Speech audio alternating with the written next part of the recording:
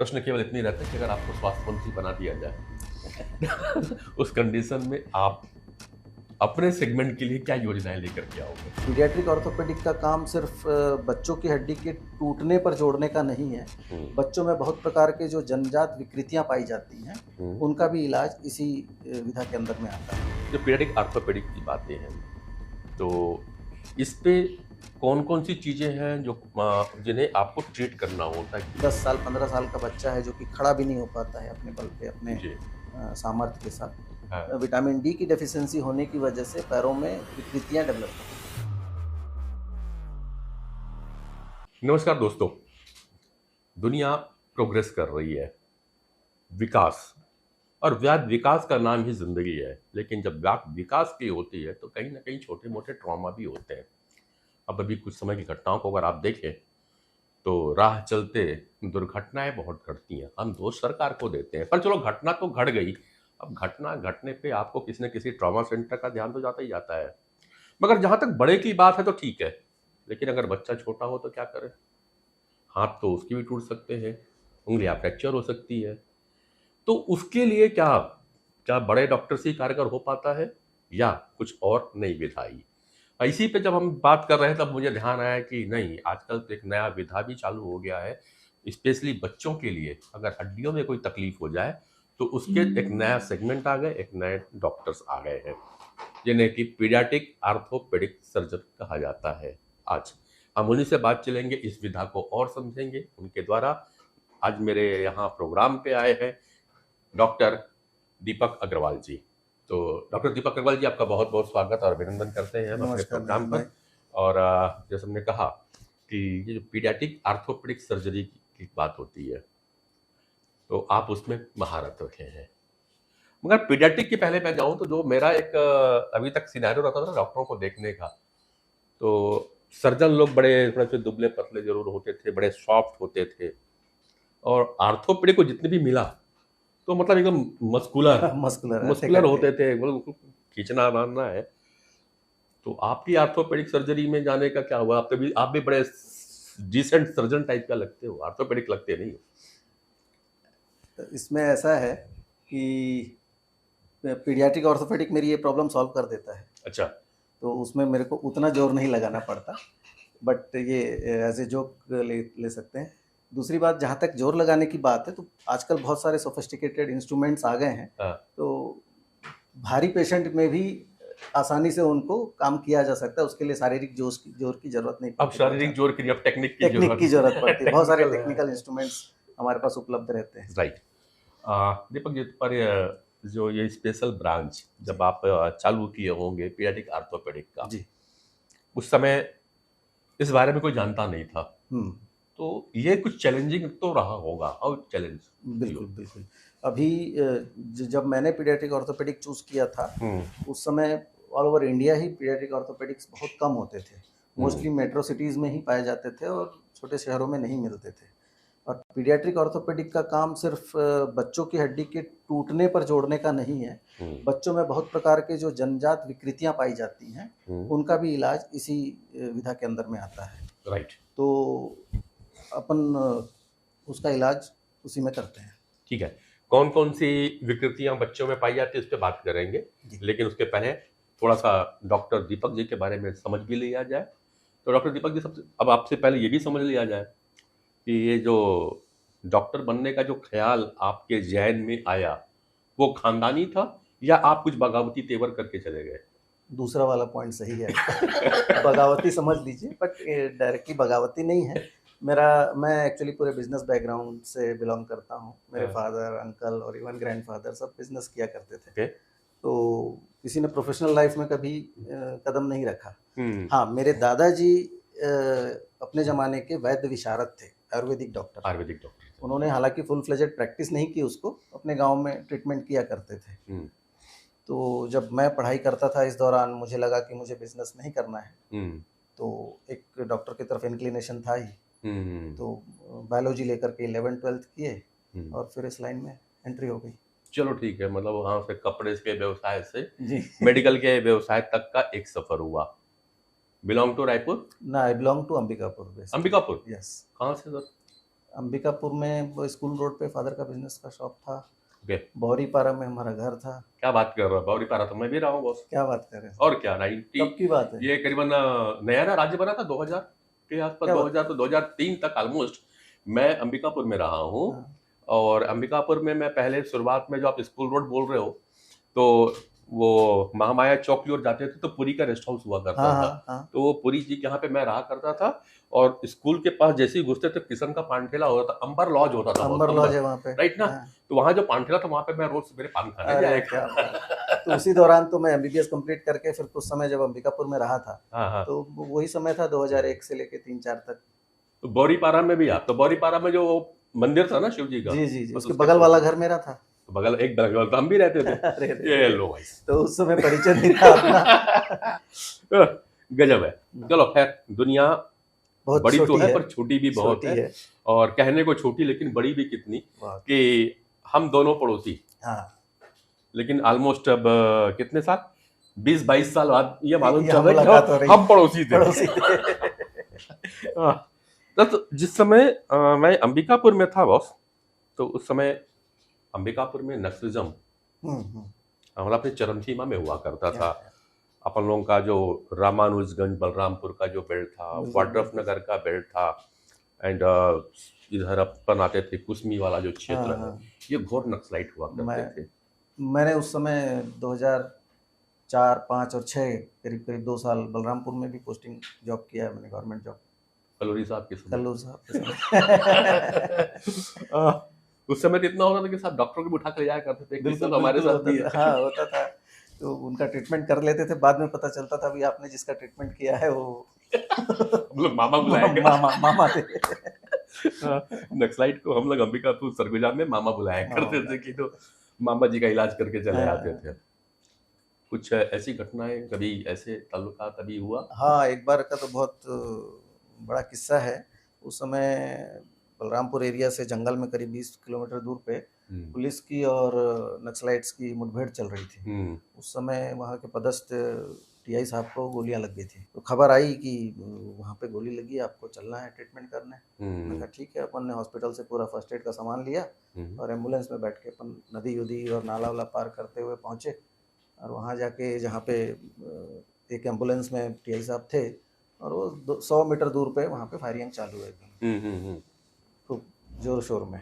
Right. तो वहाँ से ट्रीटमेंट स्टार्ट करके बेसिक फर्स्ट एड करके और उनको हॉस्पिटल ले आए फिर हम लोग। तो एक इस टाइप के एक्सपीरियंस है जो लाइफ लॉन्ग याद रह जाते हैं। हाँ, मतलब कुछ घटनाएं हमेशा रहती हैं और एक आध बार हमको भी सामना करना पड़ा है, पर ठीक है, सकुशल वापस आ गए थे। हाँ क्योंकि उस समय राजपुर भी काफ़ी ज़्यादा हुआ हाँ, करता था राजपुर, राइट एरिया में, बलरामपुर का, राजपुर के एरिया, और एक था लुंड्रा के आसपास हाँ में। तो ये कुछ जगहें थी जो मैं अंबिकापुर की बता रहा हूँ, क्योंकि मैंने भी करीबन 3 से 4 साल वहाँ गुजारे हैं। बहुत अच्छा। तो कोई भी सब ऐसा होता था कि घर में, तभी नई नई शादी हुई थी अपनी, हाँ तो पत्नी हमेशा टेंशन पे रहती थी कि जा रहे हैं तो वापस आएंगे कि नहीं, और हम लोग बिंदास निकलते थे। हाँ, हालांकि बाद में जरूर थोड़ा सा डर लगता था कि यार गलत रास्ते पे अगर रात हो जाए। एक बार गाड़ी पंचर हो गई थी हमारी, हाँ। उस दिन बहुत हालत खराब हुई थी। खैर, अंबिकापुर में आप उसमें रहे, फिर रायपुर का रुख क्यों? अंबिकापुर में स्कूलिंग होने के बाद मेरी हाई स्कूलिंग रायपुर से ही हुई, राजकुमार कॉलेज से। अच्छा, ओके। हाई स्कूलिंग के बाद एमबीबीएस में चले गए। एमबीबीएस के बाद पीजी किया बॉम्बे से। पीजी ऑर्थोपेडिक में करने के बाद फिर एक पीडियाट्रिक ऑर्थोपेडिक में जाने का मन बना जी। तो रायपुर आने का कारण यही था कि पीडियाट्रिक ऑर्थोपेडिक जो मेरी विधा है उसका बेनिफिट अगर पब्लिक तक पहुंचना है तो अंबिकापुर में रह के पूरी तरह से नहीं पहुंच पाएगा। तो मैं सोचा इसके लिए चलिए रायपुर एक सेंटर प्लेस हो जाती है जहां सारे तरफ के लोग आकर के अपना ट्रीटमेंट करा सकते हैं, तो इसलिए रायपुर सेटल हो गया। तो ऐसा नहीं लगता कि अंबिकापुर वाले थोड़ा सा ये बोलते होंगे कि साहब प्राइमरी हमारे यहाँ से किया और प्राइमरी ट्रीटमेंट भी नहीं देते, वहाँ चले गए आप? ऐसा नहीं है, मैं आज भी पिछले 15 साल से जब से रायपुर में प्रैक्टिस कर रहा हूँ हर महीने अंबिकापुर जाता हूँ। अच्छा, चलो अब थोड़ा सा वापस आते हैं आपकी विधा की ओर में, क्योंकि ये हल्की फुल्की चर्चाएं हो गई हैं। जो पीडियाट्रिक ऑर्थोपेडिक की बातें हैं, तो इस पे कौन कौन सी चीज़ें हैं जो जिन्हें आपको ट्रीट करना होता है, क्यों ये जरूरी है बच्चों के लिए? जब हाँ, एक बेसिक तौर पे ये बताएंगे कि बच्चों की हड्डी और बड़ों की हड्डियों में, अडल्ट हड्डी जो एक बार मैच्योर हो जाती है मैच्योर 18 साल के बाद, हम्म उन हड्डियों में और बच्चों की हड्डियों में काफ़ी फ़र्क होता है हम्म बहुत सारी चीज़ों में। तो वो डिफरेंस को समझते हुए और उसका ट्रीटमेंट करना, क्योंकि सेम फ्रैक्चर, फॉर एग्जांपल अगर हाथ के फ्रैक्चर की बात करें, एक अडल्ट में हुआ है और बच्चे में हुआ है, तो दोनों में ट्रीटमेंट और उसका आउटकम, आउटकम तो 100% फंक्शनल हैंड चाहिए, वो तो सेम चाहिए, लेकिन ट्रीटमेंट तरीका अलग हो जाता है। Okay, right. तो एक तो हो गया ये ट्रॉमा की बात। ट्रॉमा कहीं का भी हो सकता है, शरीर के किसी भी हिस्से में। बच्चे खेलते समय गिर जाते हैं, ऊपर हाइट से गिर जाते हैं, कोई धक्का मार दिया तो गिर जाते हैं, तो स्पोर्ट्स इंजरी बहुत सारी हो जाती है। तो उनका भी जो ट्रीटमेंट है अडल्ट के मुकाबले डिफरेंट तरीके से होता है। ये हो गए, इसको अपन हॉट केसेस बोलते हैं। राइट।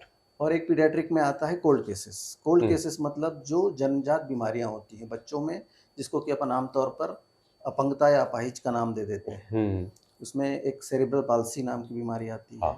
एक क्लब फुट होता है, जिसमें पाँव अंदर की तरफ अंदर की ओर ऐसे मुड़े रहते हैं बचपन में जन्म के साथ ही। और इससे रिलेटेड इसके बहुत सारी और भी बहुत एक लंबी चौड़ी लिस्ट है, अगर बताना चाहूँगा।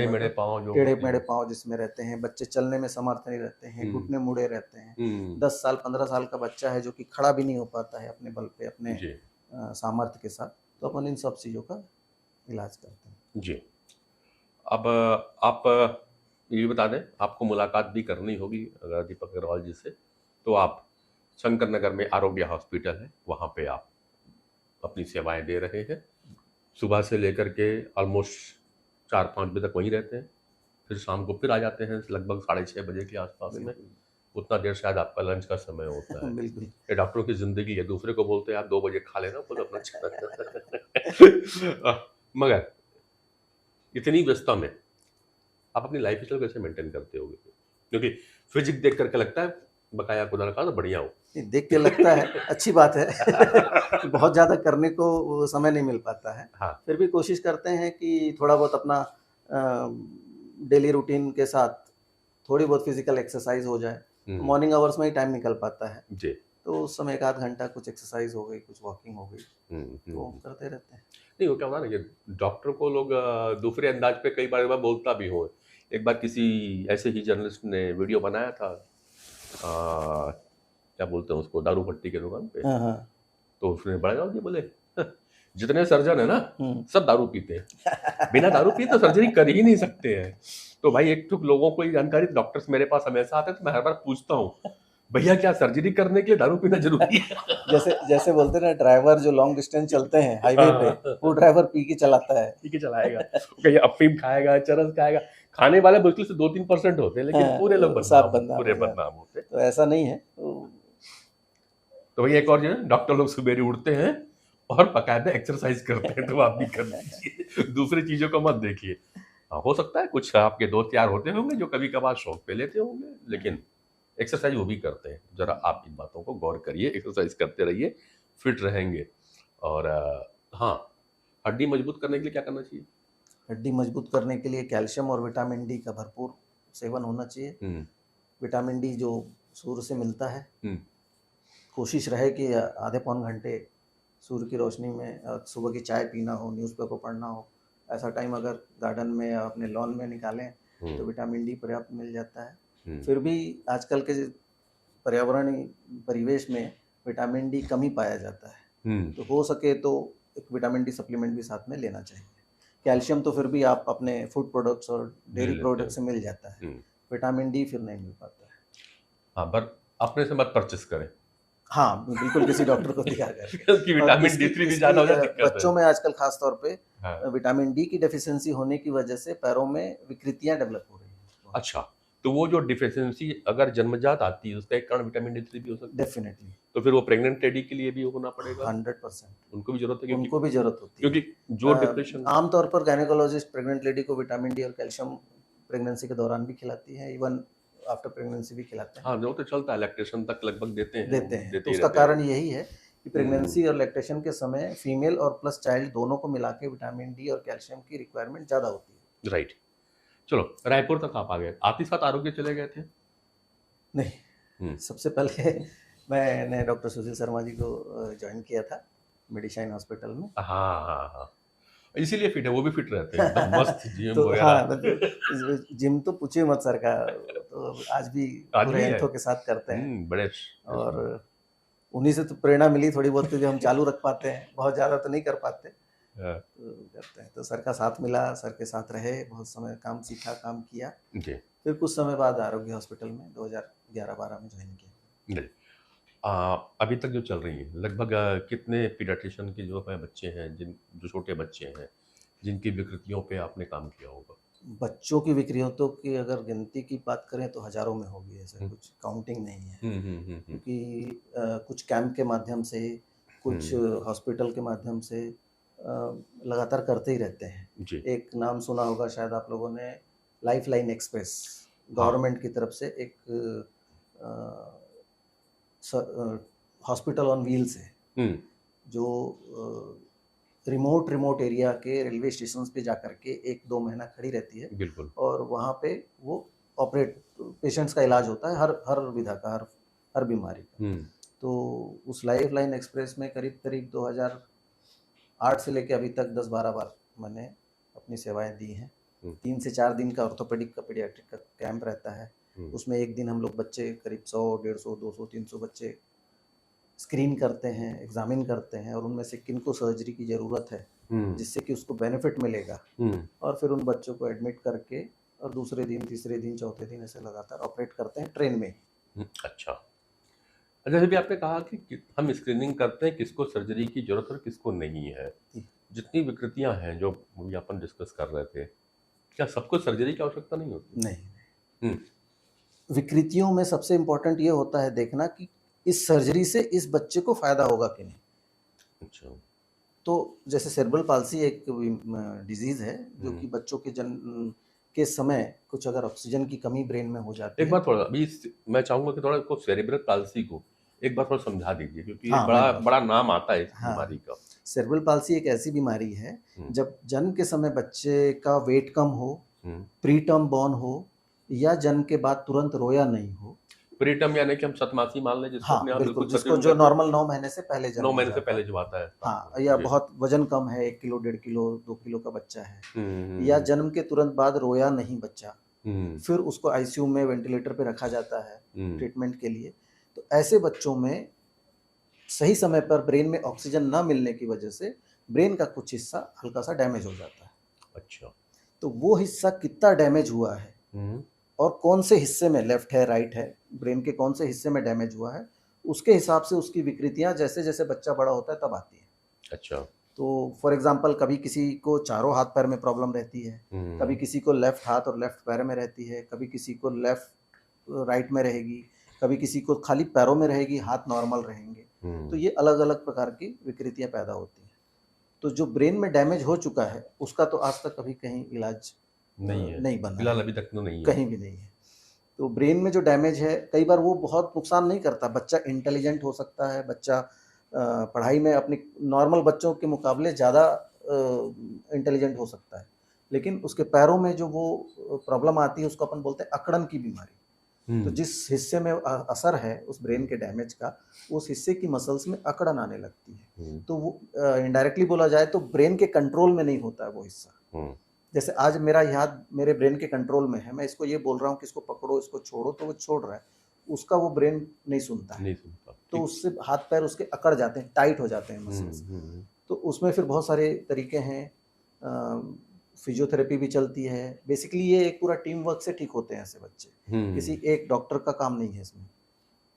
फिजियोथेरेपिस्ट का बहुत बड़ा रोल रहता है, न्यूरो डेवलपमेंट थेरेपिस्ट का रोल रहता है, न्यूरोलॉजिस्ट का रोल रहता है, हम जैसे पीडियाट्रिक ऑर्थोपेडिशियंस का रोल रहता है। अगर उसकी विकृतियां मेरे सर्जरी से ठीक हो सकती हैं तो वी डू दैट ऑल्सो। तो ऐसे करके बच्चे, ऐसे बहुत सारे बच्चे हैं जो बिल्कुल चल नहीं पाते थे या खड़े नहीं हो पाते थे, वो जी। आज अपना बढ़िया खेल रहे हैं। और मेरे पास तो कुछ बच्चों के ऐसे वीडियोज़ हैं जो बढ़िया क्रिकेट भी खेलता है, और अब वो जो स्केटिंग करते हैं ना, एक वन लाइनर स्केटर बोलते हैं जो हाँ हाँ हाँ। लाइन, उसमें स्केटिंग करता है वो सीपी बच्चा, जो आजकल सीपी के बच्चे चलने में असमर्थ हैं और वो स्केटिंग करता है। क्या बात है। तो तब कुल मिलाकर के अगर हम देखें तो 70-80% रिजल्ट अपने को सीपी में सेरिब्रल बिल्कुल पाल्सी पे मिल जाता है। मिल जाता है। इसमें सबसे ज़रूरी चीज़ होती है पेरेंट्स का अवेयरनेस। पेरेंट्स का मतलब। थोड़ा आजकल क्या होता है गाँव में और अपने छत्तीसगढ़ इलाके में या उड़ीसा के इलाके में पेरेंट्स दोनों, माँ बाप दोनों काम करने जा रहे हैं, अगर दोनों काम करेंगे तो घर चलेगा। ऐसी स्थिति में फिर पूरा ध्यान नहीं दे पाते हैं जी। बच्चों पे, न तो थेरेपी करवाने में दे पाते हैं, ना फिर इलाज करवाने में दे पाते हैं। अच्छा। कई बार इस स्थिति में बच्चे हमारे तक लेट पहुंचते हैं, तो फिर उनको ठीक करना मुश्किल हो जाता है। ये पूछना था कि जैसे कि ये कोई उम्र का भी होता है कि इतने उम्र से लेके इतने उम्र तक करेंगे तो ही से रिजल्ट मिलेगा? नहीं, ऐसा नहीं है।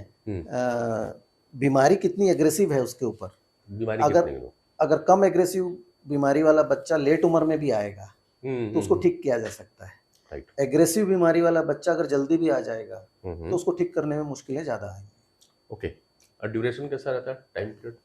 ये तो लाइफ टाइम बीमारी है उनकी। कोई अच्छा। बच्चे अगर ठीक हो गए तो फर्स्ट क्लास अपना काम करेंगे, चलेंगे, दौड़ेंगे। नहीं, जैसे भी आपने कहा ना कि पेरेंट्स ध्यान नहीं दे पाते, माता पिता दोनों जॉब में है, तो ये कितने समय तक? बहुत लॉन्ग टर्म फिजियोथेरेपी तो उनकी पूरी लॉन्ग टर्म चलती है, एडल्ट होने तक। अच्छा, मतलब जब तक, और एडल्ट के बाद फिर लगभग स्टेबल हो जाते हैं, प्रोग्रेस नहीं करती है बीमारी, बट थोड़ी बहुत केयर तो फिर भी लगती है उनको। अगर वो सेल्फ डिपेंडेंट हो गए तो फिर सफिशिएंट है। अगर बेड रिडन है बच्चा या चल नहीं पा रहा है तो पेरेंट्स के लिए फिर एक तरीके का बर्डन हो जाता है। बेड वाला जो पेशेंट होता है उसकी थोड़ी तकलीफ होती होगी, वो जरूर है। बाकी सबका इलाज तो आप जितने भी हमारे वीडियो पहुंच रहा है, अगर आपके ध्यान में कोई पेशेंट ऐसे आते हैं खासकर रूरल क्षेत्र में, तो एक बार संपर्क कर सकते हैं। लंबी बीमारी डॉक्टर साहब, और निश्चित रूप से कॉस्ट इफेक्टिव भी होता है। हाँ। तो सरकारी कुछ योजनाएं इस पे आप पर, जिसकी बहुत सारी योजनाएं, जैसे आपने कहा कि उड़ीसा साइड के पेशेंट भी हैं, छत्तीसगढ़ में भी है, तो सरकार की योजनाएं बहुत सारी चलती हैं। सरकार क्या इसमें सरकार ने शामिल किया है या नहीं? पहले सरकार में शामिल था, जब अभी कुछ सालों से जब ये सारी योजनाएं मिल करके आयुष्मान भारत योजना हो गई है, तब से थोड़ा सा इसमें से इस चीज़ को इग्नोर कर दिया गया है। क्लियरली बोला जाए तो पहले इस चीज़ को, जब प्रधानमंत्री योजना और दूसरी योजनाएं थी तो राष्ट्रीय स्वास्थ्य बीमा योजना के नाम से और मुख्यमंत्री स्वास्थ्य बीमा योजना के नाम से थी, तब उसमें थोड़े बहुत बेनिफिट मिलते थे। सरकार से भी निवेदन है कि ऐसी चीजें हैं तो उसको अच्छे पैकेज से शामिल किया जाए ताकि लोगों को फायदा मिल सके। एक तो सबसे बड़ी जरूरत रिहैबिलिटेशन सेंटर की होती है। हाँ, और इन चीजों के लिए सरकार के पास योजनाएं नहीं है। बिल्कुल। मैं एग्जैक्टली असल में बात वही पूछना चाह रहा, वही कर, आपने वो शब्द ले लिया, मेरी जुबान पे नहीं आ रहा था शब्द, थैंक यू। तो रिहैबिलिटेशन सेंटर, और जब आप फिजियोथेरेपी की बात करते हो, मैं अपनी सेवाएं जहां तक पॉसिबल होता है देने की कोशिश करता हूं। ऐसे बच्चों के पीछे आप यकीन नहीं करेंगे, जब मेरे पास सीपी बच्चा पहली बार आता है तो बाहर कितनी भी मेरे पेशेंट्स के बाहर वेटिंग हो, मैं उनको पूरा समय दे करके चीज़ें समझाता हूँ, क्योंकि जब तक वो बीमारी को, अपने बच्चे की प्रॉब्लम को नहीं समझेंगे वो ट्रीटमेंट को लेके आगे नहीं बढ़ सकते। बिल्कुल। हो सकता है लिख के देने के लिए तो मैं लास्ट में एक दवाई लिख के दूं या एक फिजियोथेरेपी करवाओ लिख के दूं, पर वो इम्पोर्टेंट नहीं है। इम्पोर्टेंट ये है कि उसको समझना पड़ेगा कि मेरे बच्चे को क्या प्रॉब्लम है और उसको मैं किस तरीके से क्या क्या करूँगा तो ठीक कर पाऊँगा। तो पेरेंट्स का अवेयरनेस इम्पोर्टेंट है। गांव-गांव में, रूरल एरिया में गवर्नमेंट के बहुत सारी जो स्कीम्स चलती हैं उसमें भी इस चीज़ को शामिल किया जाना चाहिए। बिल्कुल। और जो रूरल एरिया के डॉक्टर्स हैं, थोड़ा सा वो भी संपर्क में रहें, क्योंकि ये चीज़ें उनके पास पहले पहुंचती है। तो कहाँ पे पहुंचाना है सही समय पे, ये भी बहुत ज़रूरी है। कई बार हम इधर उधर भी भटकते रहते हैं, और ऐसी चीज़ों को खुद इलाज भी नहीं करना चाहिए, क्योंकि अभी बातें लगातार चलती रहती है कि गांव में गलत ट्रीटमेंट हो जाता है, बिगड़ गया। तो डॉक्टर साहब नहीं बोलेंगे, मैं ही बोल रहा हूँ आप लोग तो, जितने डॉक्टर्स फ्रेंड मेरे बातें सुन रहे हैं, तो अनावश्यक प्रयोग इन चीज़ों पे ना करें, सही जगहों पे पहुंचा दें ताकि मरीज को और ऐसे पेशेंट को सही समय पे सही इलाज मिल सके। डॉक्टर साहब, अब बातें इसकी हो गई, थोड़ा सा फिर से बिल्कुल प्रश्न उस पर चलते हैं। छत्तीसगढ़ में जिस तरह की हेल्थ की सुविधाएं उपलब्ध हैं वो प्रशंसनीय तो है, और अभी आपसे बातें चल रही थी तो आपने एक रिहैबिलिटेशन की बात किया। एक शुरुआत मैंने ट्रॉमा से की थी। यस। और आर्थोपेडिक की बात आती है तो वो अपने आप में ट्रॉमा में आर्थोपेडिक जुड़ा होता है। मेरे ख्याल से छत्तीसगढ़ में एक सही ट्रॉमा सेंटर की कमी हमको झलकती है। हाँ, ये तो है। तो बीइंग, अब मैं इसमें आता हूँ कि बच्चे, इसमें आप टीनेजर तक को लेते हैं। हाँ। और एक्सीडेंटल के ग्राफ को देखें तो टीनेजर का ग्राफ बढ़ता जा रहा है। हाँ। और उसमें आप लोग की जरूरत पड़ती है। बिल्कुल। और उनकी क्योंकि बोन जो है अभी डेवलप नहीं हुआ, डेवलपिंग कंडीशन जो मैं डेवलपिंग अभी नहीं आपसे समझ रहा हूँ, यहाँ पे रिहेबिलिटेशन का भी बहुत ज़्यादा आवश्यकता पड़ेगा, पड़ता है, क्योंकि अगर बराबर ध्यान नहीं दिए तो वो हड्डियां बराबर जुड़ती प्रॉपर भी फंक्शनिंग नहीं आ फंक्शन नहीं पाती। कर पाती है। तो प्रश्न केवल इतनी रहता है कि अगर आपको स्वास्थ्य मंत्री बना दिया जाए उस कंडीशन में आप अपने सेगमेंट के लिए क्या योजनाएं लेकर के आओगे, बेहतरी के लिए क्या? सबसे पहले तो एक रिहैबिलिटेशन सेंटर चाहिए होगा हम्म, जो बच्चों को प्रॉपर थेरेपी दे सके। सबसे बड़ी समस्या आती है रिहैबिलिटेशन तो कोई पेरेंट्स करवा भी ले, हम्म, लेकिन अगर वो दूर दराज के एरिया से आता है तो उनको रुकने की व्यवस्था का रहता है। हम्म, कोई अपना पूरा का पूरा परिवार तो यहाँ शिफ्ट नहीं कर सकता है। हम्म, तो एक हॉस्टल टाइप की फैसिलिटी या जिसमें एक पेरेंट रुक करके साथ में बच्चे की थेरेपी करा सके, हम्म, वो एक बहुत नेसेसरी स्टेप होता है करने के लिए। बिल्कुल। तो वही पहले तो हमारे अग्रवाल जी लोग एक सराय बना दिया करते, धर्मशाला बना दिया करते थे, लेकिन अब गवर्नमेंट वो मौका देती नहीं है। देती नहीं है, तो सरकार से ही निवेदन है कि छोटे छोटे से धर्मशाला कम से कम शहर के आसपास में बनाया जाए, बनाया जाए, जहाँ पे दूरस्थ अंचलों से आने वाले लोग रुक रुक करके सके, अपना इलाज करवा अपना सके, इलाज करवा सके। इलाज उतना महंगा नहीं है जितना कि लोगों के रहने और खाने का खर्चा आ जाता आ है। जाता है, क्योंकि आज किसी भी जगह पे होटल लेने जाते हैं तो कहीं भी रूम आपको 1000 के आसपास के नीचे मिलता नहीं है। मिलता नहीं। और 10 दिन रुकना हुआ तो उतने का तो डॉक्टर की फीस नहीं होती जितने का उनका रूम का किराया और हम्म, खर्चा चला जाता है। तो ये अपने को देखना और समझना होगा। सरकार से हमारा बार बार एक सुझाव होता है, जब डॉक्टर्स मेरे साथ में बैठते हैं तो मैं इंफ्रास्ट्रक्चर पर ज़्यादा बात नहीं करता, क्योंकि इंफ्रास्ट्रक्चर तो आराम से बनाया जा सकता है। बनाया जा सकता है। मैं बात करता हूँ बेसिक नीड की, जो कि पेशेंट की आवश्यकता है। मैं डॉक्टर के हित की भी बात नहीं करता, वहाँ बहुत से लोग बात करते हैं। तो डॉक्टर एक्चुअली सेवा करने के लिए आए हैं। डॉक्टर साहब, एक बात और होती है, ये लोग कहते हैं कि इलाज महंगा होता जा रहा है, हम्म, और आप लोग कहते हो कि नहीं, हमें तो जितना हम लोग मेहनत करते उतना मिलता नहीं है। ये कॉन्ट्रोवर्शियल चीज चलती है। तो इलाज महंगा हो रहा है। सारी दुनिया का जो इन्फ्लेशन चल रहा है ना, सब उसी से रिलेटेड है। हाँ।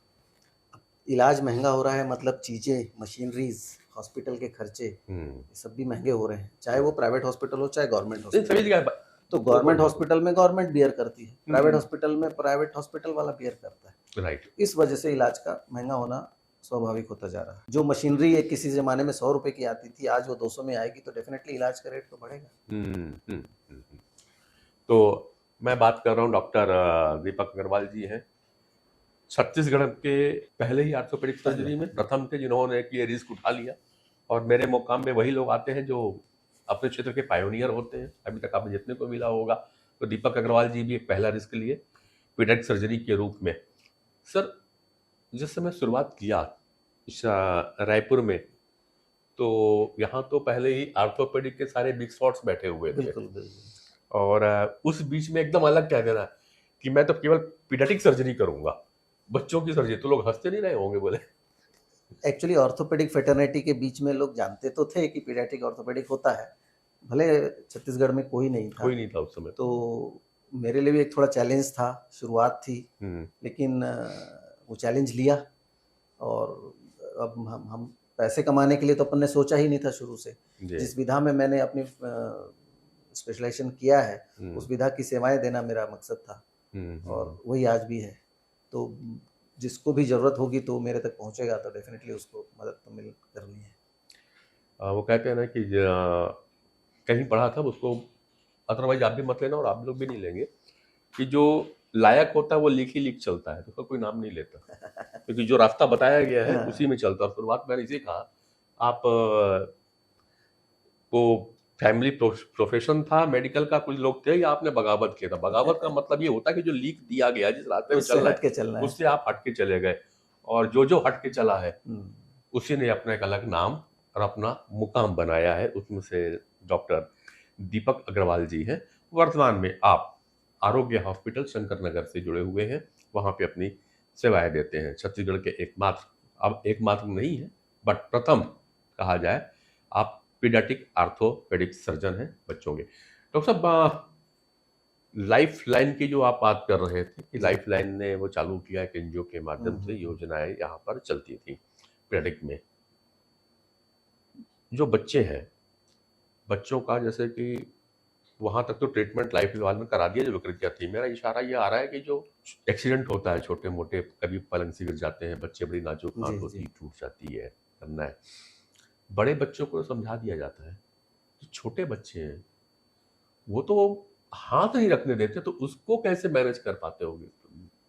जब मैं एमबीबीएस और पीजी कर रहा था पीडियाट्रिक ऑर्थोपेडिक करने से पहले, तो मैं भी बहुत इस बात को चैलेंजिंग समझता था कि पीडियाट्रिशियंस अपने बच्चों को कैसे डील करते हैं, या पीडियाट्रिक हाँ। ऑर्थोपेडिशियंस अपने बच्चों से कैसे बात करते हम्म। होंगे। बच्चे तो पेरेंट्स की नहीं सुनते तो दूसरे व्यक्ति की क्या सुनेंगे। हाँ, एक अनजान अच्छा डॉक्टर से तो बच्चे वैसे ही पहले डरते वैसे ही बना दिए डॉक्टर इंजेक्शन है के तो, नाम से। इंजेक्शन के नाम से। तो लेकिन बस धीरे धीरे जिस फील्ड में आप जाते हो, अपने सीनियर्स को देखते हो, सीखते हो, तो धीरे धीरे वो आ जाता है। पहले बच्चों को बीमारी क्या है पूछने से पहले दोस्ती करो, पहले बच्चों से फ्रेंडली बात करो। जब बच्चा आके मेरे पास बैठता है और मैं उससे बात करने लगता हूँ, पेरेंट्स भी मेरे तरफ ऐसे देखते हैं कि अरे इसको प्रॉब्लम क्या है, वो तो पूछ लो हमको, आप बात कर रहे हो। मैं कहा प्रॉब्लम बाद में पूछूंगा, पहले मेरे को इससे दोस्ती करने दो। दोस्ती हो जाएगी तो प्रॉब्लम बच्चा खुद ही बताएगा, अगर बोलने लायक है तो, और नहीं तो आप बताओगे तो मैं उसको देख तो पाऊंगा, छू तो पाऊंगा। तो वो एक तरीके से अपन बच्चों को देख लेते हैं। पीडियाट्रिक ऑर्थोपेडिक में कहीं आने के लिए आपको बच्चों का प्यार शुरू से था? बिल्कुल, बच्चे शुरू से प्यारे बच्चे शुरू से प्यारे लगते थे। इसलिए बोले पीडियाट्रिशियन बन के पीडियाट्रिक ऑर्थोपेडिक में जानते हैं, क्योंकि उस बच्चों का वो जो दर्द है और बच्चों की जो जख्म लगते हैं, जो उसका दर्द होता है, तो कहते हैं या तो उसकी माँ, बाप भी नहीं समझ पाता, माँ ही समझती है, और फिर कोई डॉक्टर उस छोटे से बच्चे का अगर दोस्त बन जाए तो वही समझता है। वो है डॉक्टर दीपक अग्रवाल जी। तो डॉक्टर दीपक जी, बहुत बहुत धन्यवाद आपका हमारे यहाँ पे आने के लिए, और अब बहुत महत्वपूर्ण बातें आपके साथ चर्चाएं हुई। बहुत अच्छा लगा मुझे भी आपके साथ। मुझे सबसे अच्छा लगा कि भाई कम से कम एक पड़ोसी था जिसको हम पड़ोसी जानते नहीं थे, और आज मालूम चला कि वो हमारा पड़ोसी है। ये कोइंसिडेंस था बहुत बड़ा। ये भी बड़ा अच्छा कोइंसिडेंस था, और बहुत सारी बातें आपके साथ में चर्चाएं हुई। दोस्तों, एक नई विधा के साथ मालूम चला। निश्चित रूप से अभी भी कई शहर में पीडियाट्रिक ऑर्थोपेडिक सर्जन नहीं है। अभी तक मेरे ख्याल से केवल रायपुर में ही कुछ पीडियाट्रिक सर्जन आए हैं, और प्रणेता हैं डॉक्टर दीपक जी। तो आप इस वीडियो को ना तो लाइक करिएगा प्लीज़, और ना ही सब्सक्राइब करना है, बस फॉरवर्ड करिएगा, ताकि अधिक से अधिक लोगों को इस बारे में जानकारी मिल सके, इसकी विधा के बारे में जानकारी मिल सके। आपके प्रश्नों का इंतजार करूंगा मैं। मेरे व्हाट्सएप नंबर आपके पास पहुंच चुके होंगे, या आप इस वीडियो पे भी कमेंट्स कर सकते हैं। बाकी कमेंट्स बॉक्स में, डिस्क्रिप्शन में डॉक्टर दीपक अग्रवाल का डिटेल मैं डाल रहा हूँ नंबर के साथ में। आपको कोई तकलीफ या कोई बारे जानकारी लेनी होगी, आप उनसे संपर्क कर सकते हैं। हाँ, पहले व्हाट्सएप करिएगा या मैसेज करिएगा अपने नंबर के साथ में, जवाब आओ, क्योंकि डॉक्टर है, हमेशा उनका फ़ोन घंटी तो बज सकती है, सुनाई देगी, हो सकता है वो कहीं व्यस्त हो, उसके लिए आप बुरा ना मानेंगे। नमस्कार।